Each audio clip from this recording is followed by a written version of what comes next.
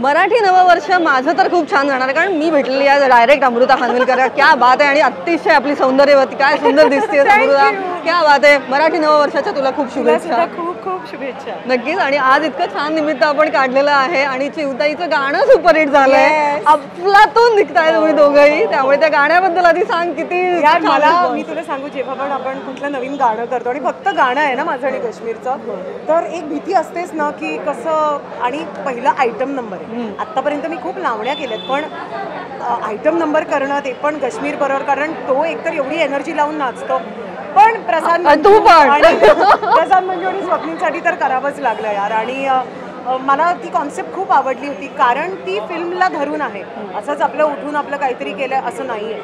आणि आता लहान लहान मुलं त्याच्यावर रील्स करतात, म्हणजे आई आणि मुलगी असे रील्स करतात आणि आम्हाला टॅग करतात. यार मला अजून काय पाहिजे. नाही, खरंच गाणं तर खूप सुपरहिट झालेलं आहे. तुमच्या दोघांची केमिस्ट्री भन्नाट आहे. मी त्या गाण्याच्या शूटिंगचं त्या लॉन्च व्हायला येऊ शकले नव्हते, पण मला एक टेकअवे नक्की हवाय. तू आणि काश्मीर अर्थात नेहमीच अफलातून तुम्ही स्मॉल स्क्रीनवरचा धमाका केलाच होता, पण ह्या सिनेमाच्या निमित्तानं हे जेव्हा गाणं केलं तेव्हाच काय स्पेशल होतं शूटिंगचं? ही मजा मस्ती केली आहे. एका पॉइंटला आम्हाला कोरिओग्राफरने असं आता तुम्हाला हवं ते करा, आणि काश्मीरनी ना मला असं मॅन हँडल केलंय. माझ्या खांद्यावर बसलाय, मला खाली पाडलंय. एका पॉइंटला मंजू म्हणाली अरे ती तुटेल वगैरे, माहितीये का.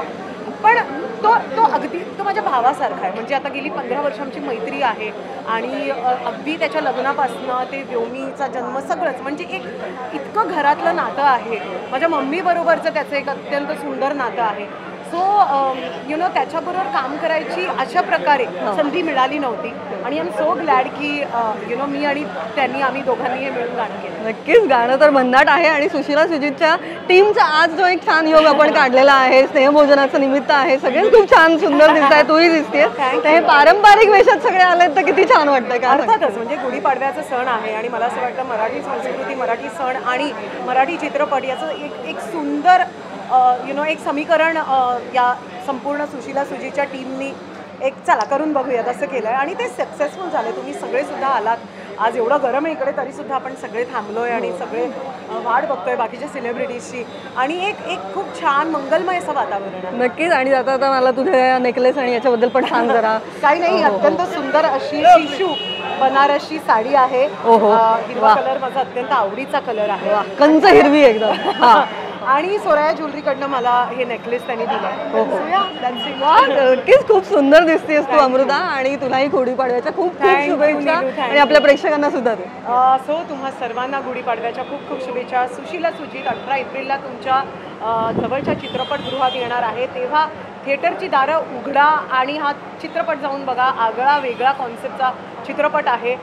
स्वप्नील आणि सोनालीची भन्नाट केमिस्ट्री तुम्हाला पाहायला मिळते. प्रसाद ओक दिग्दर्शित, अजून काय हवंय नाही का.